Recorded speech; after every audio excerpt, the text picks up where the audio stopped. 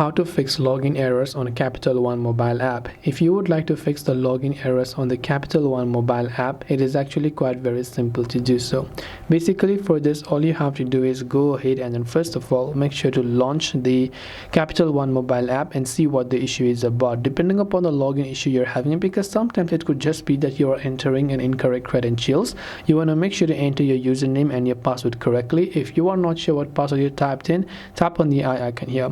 Now you must have also entered your login details incorrectly, or maybe you forgot it. In that case, you can tap on forgot username or password, run through a couple of checks that the bank might ask to verify that you are the owner of the account. Enter your last name, social security number, your date of birth according to the one that you have on your bank, then tap the find me option. After it's done verifying that you are the owner, you'll be able to reset your access. Now you can also try to check if it's not the issue with the app, so you can try to uninstall and reinstall the app, restart your device, and make sure it's the internet connection working just fine as well.